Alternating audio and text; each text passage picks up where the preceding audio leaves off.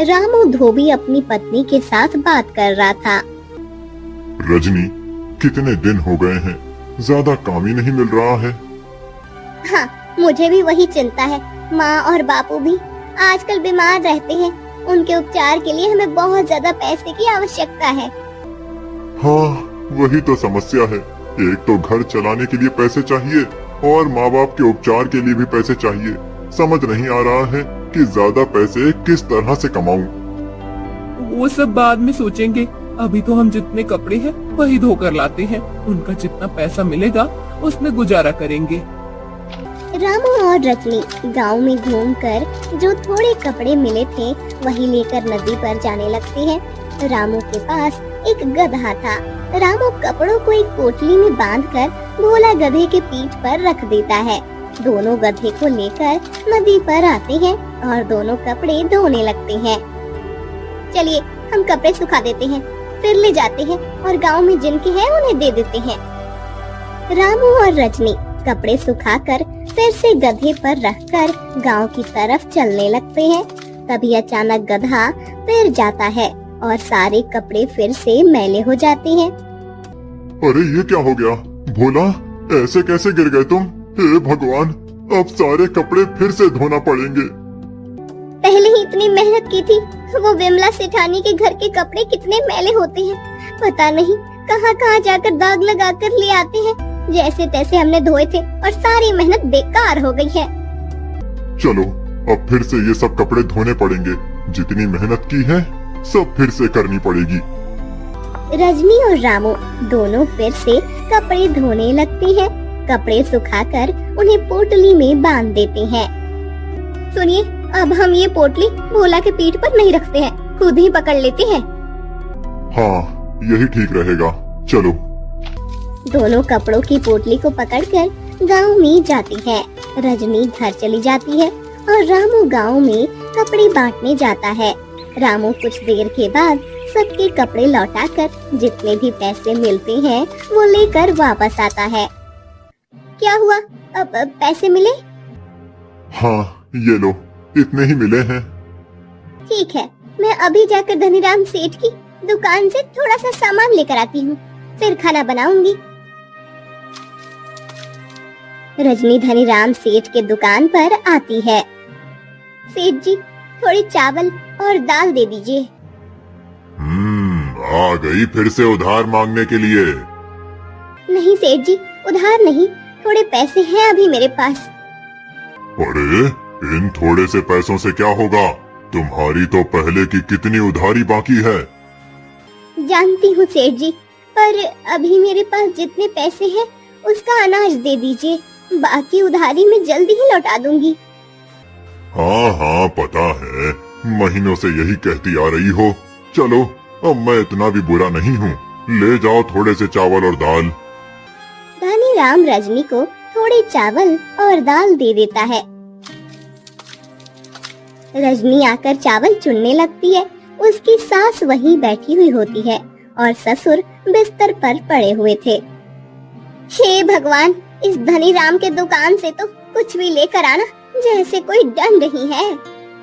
क्या हुआ बहू, ऐसा क्यों कह रही हो?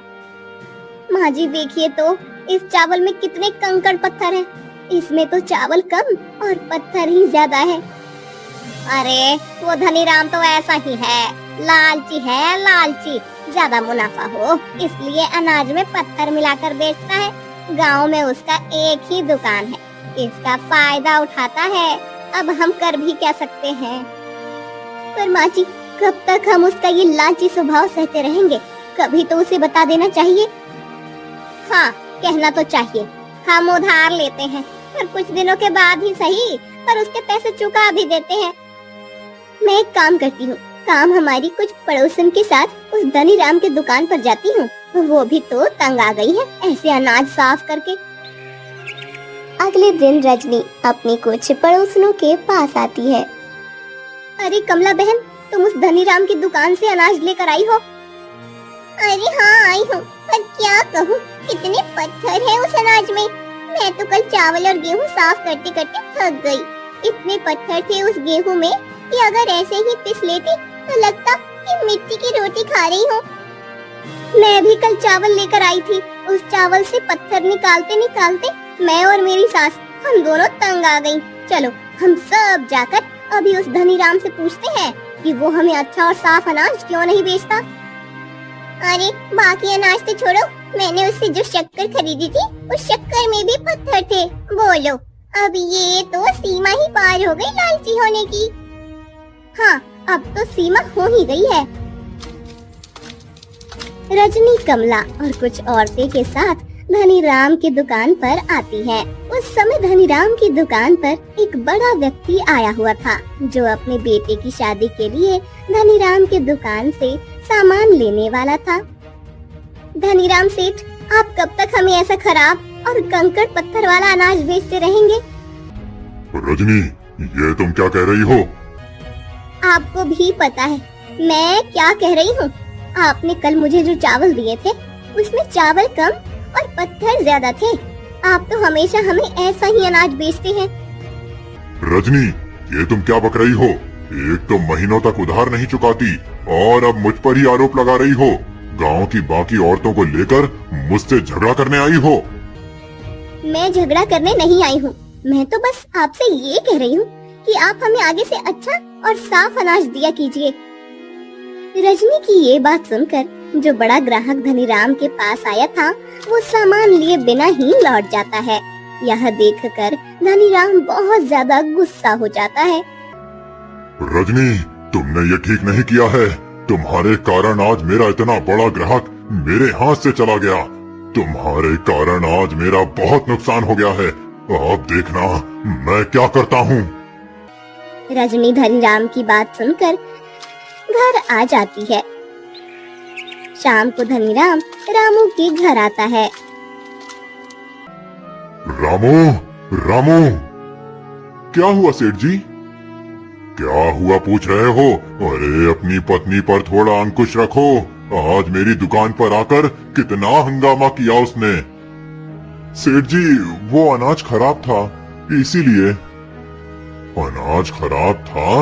अरे तुम जैसे गरीबों को एक तो मैं उधार सामान देता हूँ, तुम पर उपकार करता हूँ और तुम मेरा ही नुकसान करवा रहे हो। अभी के अभी मेरे उधार के बाकी पैसे दे दो। सेठ जी, मैं अभी पैसे कैसे दे सकता हूँ? ठीक है, तुम अभी पैसे नहीं दे सकते ना, तो मैं तुम्हारे इस गधे को ले जाता हूँ। जब पूरा उधार चुका दोगे तब ये गधा वापस ले जाना। धनीराम भोला गधे को लेकर जाता है। भोला को जाते हुए देख रामू और रजनी को बहुत दुख होता है। धनीराम भोला को अपने हवेली के बाहर बांध देता है और उससे बहुत ज्यादा काम करवाता है। एक दिन एक बहुत बड़ा धनी व्यक्ति चंद्रकांत रामू के घर कुछ कपड़े लेकर आता है और सुनो धोबी, ये मेरे बहुत ही कीमती वस्त्र हैं। इस पर कुछ दाग लगे हैं जो निकल नहीं रहे, तो तुम इन्हें धोकर मुझे दे दो। जितना दाम कहोगे मैं तुम्हें दे दूंगा। ठीक है महोदय, आपके वस्त्र आपको एकदम नए जैसे बनाकर दे दूंगा। आप निश्चिंत हो जाइए। चंद्रकांत चला जाता है। रजनी, चलो नदी के घाट पर जाना है। एक बहुत धनी व्यक्ति ने उसके कपड़े दिए हैं, चलो उसे धोकर आते हैं। रामू और रजनी वो कपड़े लेकर धोने जाते हैं। रामू और रजनी बहुत मेहनत से चंद्रकांत के कपड़े धोते हैं, पर कपड़ों पर से दाग जा ही नहीं रहे थे। अरे ये दाग जा ही नहीं रहे हैं। हाँ, बहुत कड़े दाग हैं। क्या करें अब? कैसे निकालें इसे? इन दागों को निकालने का एक ही उपाय है, सेठ धनीराम। सेठ धनीराम? वो कैसे? सेठ धनीराम के पास एक रसायन मिलता है जिससे कपड़ों के दाग निकल जाते हैं। हाँ, पर वो हमें वो रसायन क्यों देगा? आप एक बार उसके पास जाकर देखिए तो। रामू सेठ धनीराम के पास आता है और धनीराम सेठ, मुझे वो रसायन चाहिए था जिससे कपड़े धोने के दाग निकाले जाते हैं। हाँ, वो रसायन है मेरे पास। 1000 रुपए दाम है उसके। क्या 1000 रुपए? पर वो तो 100 रुपए में मिलता है। देखो ये मेरी दुकान है और मेरी दुकान में किस वस्तु का दाम क्या होगा ये मैं निश्चित करता हूँ। तुम्हें लेना है तो 1000 रुपए दे दो और ले जाओ रसायन। रामू के पास इतने पैसे नहीं होते हैं, इसलिए वो घर वापस लौट आता है। वो रजनी को बताता है कि धनी राम ने क्या कहा है। उस धनी राम का लालच तो बढ़ता ही जा रहा है, पर अब हम क्या करें? कैसे निकालें उन दागों को? वही कुछ समझ नहीं आ रहा है। 2 दिन बीत जाते हैं। चंद्रकांत वापस आता है और देखता है कि उसके कपड़े अच्छे से साफ नहीं हुआ है। यह देखकर वो रामू को पैसे दिए बिना चले जाता है और साथ में उसे बहुत भला बुरा कहता है। चंद्रकांत पूरे गांव में रामू की बदनामी करता है। रामू बहुत मायूस हो जाता है और एक वन में चला जाता है। वन में उसे एक साधु मिलते हैं। प्रणाम साधु बाबा। पुत्र, किस समस्या में हो?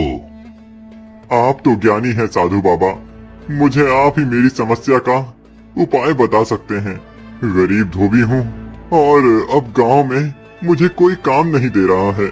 घर वालों को 2 समय का भोजन भी नहीं दे पा रहा हूँ। समय और गरीबी के चक्र में ऐसा फंस गया हूँ कि बाहर निकलने का मार्ग ही नहीं मिल रहा है। साधु रामू को एक मंत्र सिखाते हैं और रामू घर आ जाता है। रामू घर में बैठता है और उस मंत्र को बोलने लगता है। ओम श्रीम ह्रीम चामुंडाय विच्छे, ओम श्रीम ह्रीम चामुंडाय विच्छे। रामू ऐसे मंत्र जाप करने लगता है। उसके मंत्र जाप के कारण से उस पर देवी की कृपा होती है और उसे धीरे धीरे कपड़े धोने का काम मिलने लगता है। रामू काम करते समय भी मंत्र का जाप करता रहता है। आपके इस मंत्र जाप ने तो सच में चमत्कार कर दिया है। हमें कितना काम मिलने लगा है। अब तो हमारे पास इतने पैसे बन गए हैं कि हम धनी राम सेठ का सारा उधार चुकाकर हमारे भोला को वापस ला सकते हैं। हाँ, मैं कल ही जाकर भोला को वापस ले आता हूँ। अगले दिन रामू सेठ धनी राम के पास जाता है और उसे पैसे देकर भोला को वापस लेने की बात करता है। क्या बस इतने ही पैसे? अरे तुम्हारे इस भोला को मैंने इतने दिन मेरे पास रखा, उसको खाना खिलाया, उसके पैसे कौन देगा? और तुमने ये जो पैसे दिए हैं ये तो ब्याज सहित नहीं है, इसका ब्याज कौन देगा? अरे उधार के सामान पर ब्याज कौन लेता है धनी राम सेठ? ये तो आप मुझ पर अन्याय कर रहे हैं। एक तो आप हमें मिलावटी सामान बेचते हैं और ऊपर से इतना पैसा मांग रहे हैं। जाओ, मैं तुम्हें ये गधा नहीं देने वाला हूँ। जब तक तुम पूरे पैसे नहीं देते ये गधा यहीं रहेगा। रामू को धनी राम की इस बात से बहुत गुस्सा आता है। रामू महाराज के पास आता है। मुझ पर दया कीजिए महाराज, उस धनी राम सेठ ने मेरा गधा चुरा लिया है। मैंने उसके उधारी के सारे पैसे चुका दिए हैं, पर अब भी वो मुझसे ज्यादा पैसे मांग रहा है। क्या हुआ है, मुझे विस्तार से बताओ। रामू महाराज को सब सच सच बता देता है। महाराज धनीराम सेठ को बुलाते हैं। धनीराम, ये धोबी जो बोल रहा है क्या वो सच है?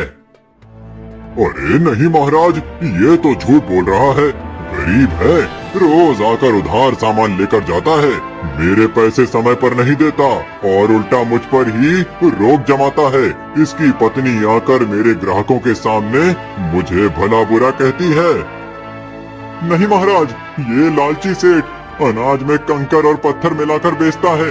चाहे तो आप गांव वालों से पूछ सकते हैं। महाराज कुछ सिपाहियों को गांव में भेजते हैं। सिपाही गांव वाले से पूछताछ करते हैं तो गांव वाले उन्हें धनीराम की सच बता देते हैं। सिपाही धनीराम के हवेली में जाकर देखते हैं, वहाँ उन्हें कुछ मजदूर अनाज में कंकड़ की मिलावट करते हुए दिखाई देते हैं। सिपाही उन्हें अपने साथ लेकर राजमहल में आते हैं। भोला गधा भी उनके साथ होता है। महाराज, ये गधा मेरा ही है। उस दिन सेठ धनीराम मेरे गधे को लेकर गया था। सिपाही महाराज को बताता है कि कैसे धनीराम के नौकर अनाज में मिलावट कर रहे थे। धनीराम, तुमने असत्य कहा है। तुम लालची हो और सबको मिलावटी धान बेचते हो। ये अब सिद्ध हो गया है, इसीलिए तुम आज के बाद अनाज बेचने का काम नहीं कर सकते। तुम्हारी दुकान पर हम ताला लगा रहे हैं। गांव वालों के लिए अनाज और बाकी वस्तु की व्यवस्था हम खुद करेंगे। महाराज, मुझे क्षमा कर दीजिए, क्षमा कर दीजिए महाराज। नहीं, तुम्हारा कार्य क्षमा करने योग्य नहीं है। तुम्हारी इस मिलावट के कारण किसी प्रजावासी का स्वास्थ्य संकट में आ सकता था। तुम्हें दंड ही मिलना चाहिए। तुमने इस धोबी के साथ भी अनुचित किया है। उसने तुम्हें पैसे दिए, फिर भी तुम्हारे मन का लालच कम नहीं हो रहा था। ये भी एक अपराधी है। तुम इसका गधा इसे लौटा दो और अपने घर लौट जाओ। महाराज के आदेश से धनीराम को अपनी भूल समझ आती है। रामू को अपना भोला गधा वापस मिलता है और उसे बहुत खुशी मिलती है। रामू भोला को लेकर घर आता है। साधु के दिए हुए मंत्र जाप के कारण रामू का जीवन संवर जाता है। लालची धनीराम को भी सबक मिल जाता है और वो लालच करना छोड़ देता है। किशोर अपने खेत में काम कर रहा था, तभी किशोर, क्या कर रहे हो इस बंजर खेत में? अरे बंजर तो हो गया है खेत, पर अब क्या करूं? कुछ तो करना पड़ेगा ना। अब उन बकरियों और मुर्गियों के साथ घर तो नहीं चल सकता। तुम्हारी बात भी सही है। गांव में लगभग हम सभी किसानों की एक सी हालत है। बकरियां पाल रहे हैं, पर उनका दूध बेचकर हम क्या ही कर लेंगे। अरे मेरा तो खेत भी साहूकार के पास गिर भी पड़ा है, अब तक छुड़वा नहीं पाया हूँ। समझ नहीं आ रहा है कि क्या करूँ, कैसे अपना और परिवार का पेट पालूं और खेत को छुड़वाने के लिए पैसे कहाँ से लाऊं? सब ठीक हो जाएगा, ज्यादा चिंता मत करो। सुरेश चला जाता है और किशोर अपना काम जारी रखता है। किशोर के पास कुछ बकरियां और मुर्गियां थीं। किशोर रोज अपनी बकरियों को चराने के लिए ले जाता था। सुनिए जी, आप बकरियों को ज्यादा दूर चराने के लिए मत ले जाइए। आपको पता है ना, आजकल वन के मार्ग से कुछ जंगली जानवर गांव में आने लगे हैं। कहीं हमारी बकरियों को खा गए तो हमारी दिक्कतें और बढ़ जाएंगी।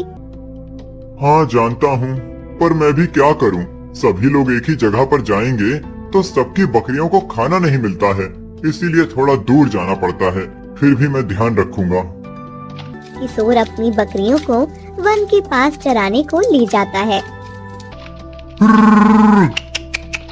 चलो चलो चलो चलो, जल्दी घास खा लो।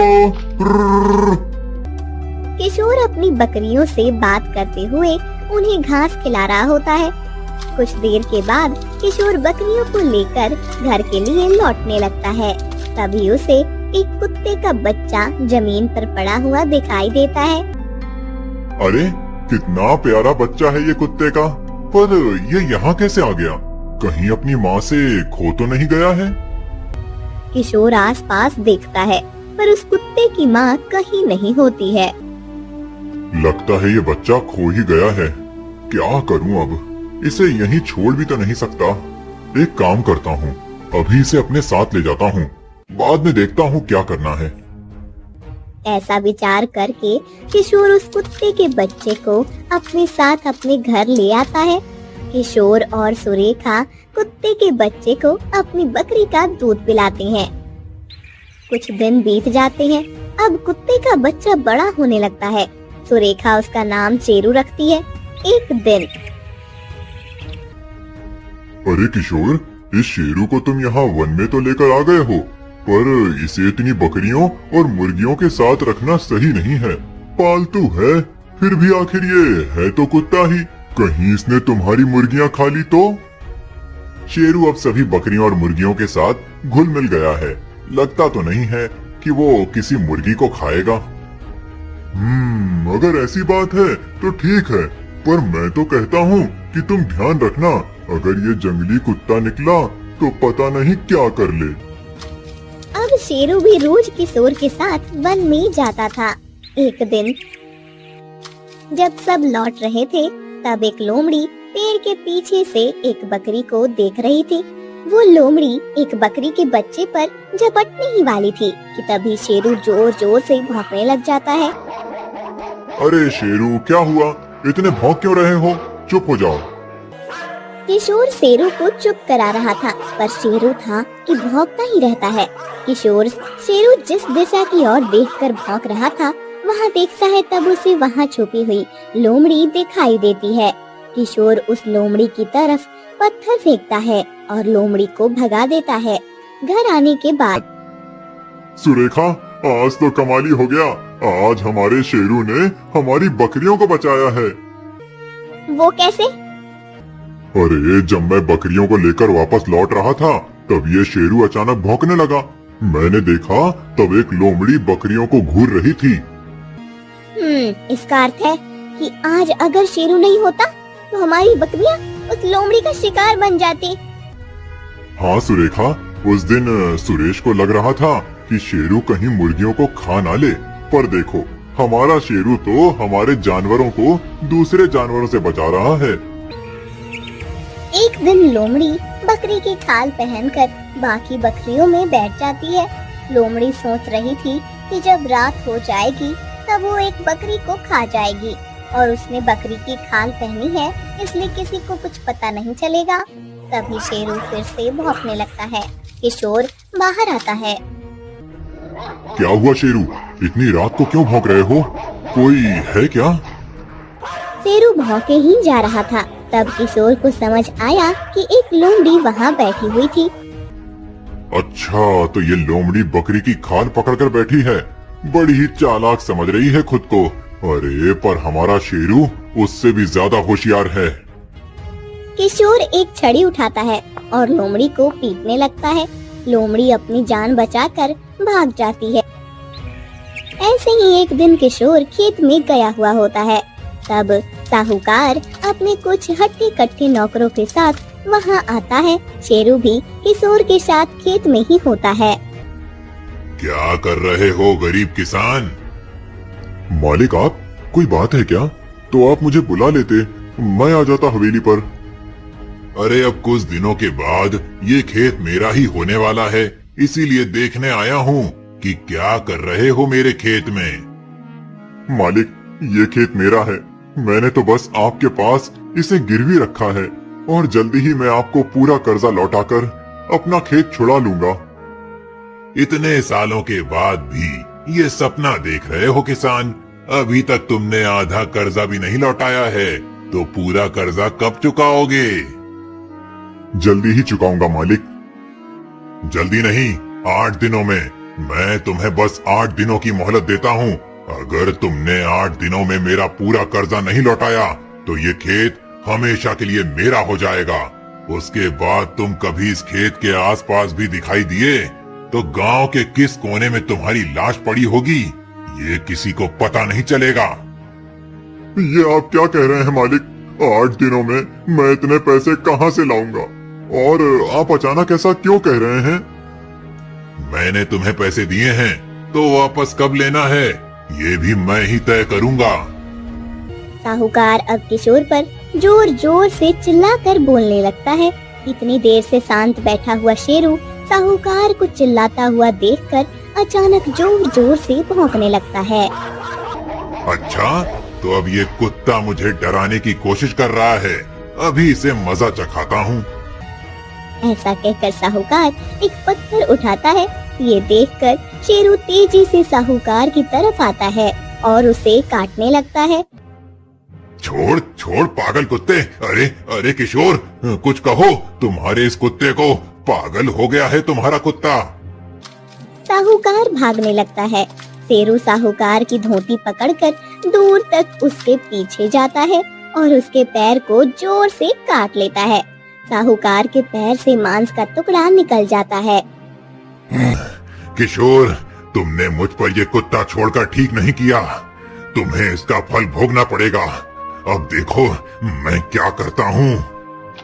साहूकार किशोर को ऐसी धमकी देकर चला जाता है।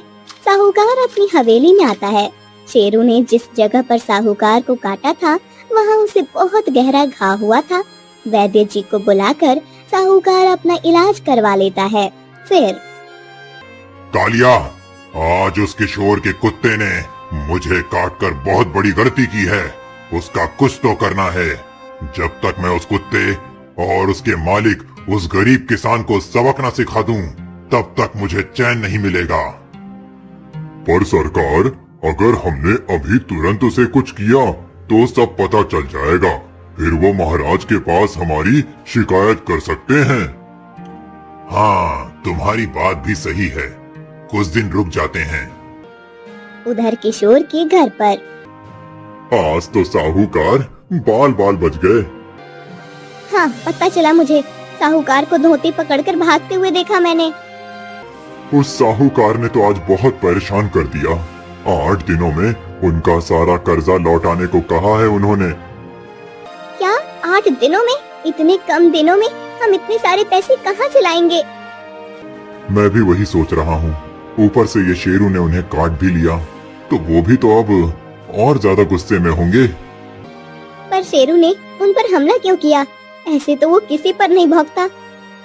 साहूकार मुझ पर जोर जोर से चिल्ला रहा था, इसीलिए कदाचित शेरू को उन पर गुस्सा आ गया।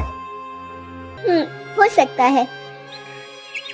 3-4 दिन बीत जाते हैं। रात हो जाती है। कालिया अपने एक साथी को लेकर किशोर के घर के आंगन में छुपता है। शेरू वहीं सोया हुआ था। कालिया अपने साथ मांस के कुछ टुकड़े लेकर आया था। चलो, अब ये मांस के टुकड़े उस कुत्ते के पास फेंकते हैं। बस एक बार वो कुत्ता हमारे पास आ जाए तो समझो काम हो ही गया। कालिया और उसका साथी मांस के टुकड़े शेरू के आसपास फेंकते हैं। शेरू उस मांस के टुकड़ों की गंध सूंघकर उसके पास आता है और वो मांस खाने लगता है। इसी बात का फायदा उठाकर कालिया और उसका साथी शेरू पर एक बोरी फेंकते हैं और शेरू को उस बोरी में पकड़ लेते हैं। अब आ गया ना पकड़ में। चलो, इसे साहूकार के पास ले जाते हैं। कालिया और उसका साथी शेरू को लेकर साहूकार के पास आते हैं। वाह, पकड़ लिया इसे। अब इसे ऐसी जगह छोड़कर आओ कि ये कभी वापस ना आ पाए। कालिया और उसका साथी शेरू को एक सुनसान जगह पर एक कुएं में फेंक देते हैं। शेरू कुएं के पानी में तैरता रहता है। उधर साहूकार अपने दूसरे नौकरों को किशोर के घर भेजता है और किशोर को उठाकर ले आता है। मालिक, ये सब क्या है और मेरा शेरू कहाँ है? जरूर शेरू के साथ आपने कुछ किया होगा, क्योंकि शेरू के होते हुए आपके नौकर मुझे उठाकर नहीं ला पाते। तुम्हारा वो पागल कुत्ता जहाँ पहुँचना चाहिए था वहाँ पहुँच गया है। अब तुम उसकी चिंता मत करो। तुम सिर्फ एक काम करो जिसके लिए तुम्हें यहाँ लाया गया है। ये है तुम्हारे खेत के कागज। इन पर अपना अंगूठा लगा दो। क्या लिखा है इस कागज पर? ज्यादा कुछ नहीं, बस ये लिखा है कि तुम अपनी खुशी से ये खेत मेरे नाम कर रहे हो। नहीं, मैं ऐसा कभी नहीं करूंगा। आपने मुझे 8 दिन की मोहलत दी थी, जिसके 4 दिन अभी भी बाकी हैं। उससे पहले आप ऐसा नहीं कर सकते। मैं क्या कर सकता हूँ उसका तुम विचार भी नहीं कर सकते। साहूकार अपने नौकरों को आदेश देता है और साहूकार के नौकर लाठी काठियों से किशोर को जोर जोर से पीटने लगते हैं। किशोर शेरू को पुकारने लगता है। शेरू, शेरू, जल्दी आओ, मुझे बचाओ, शेरू।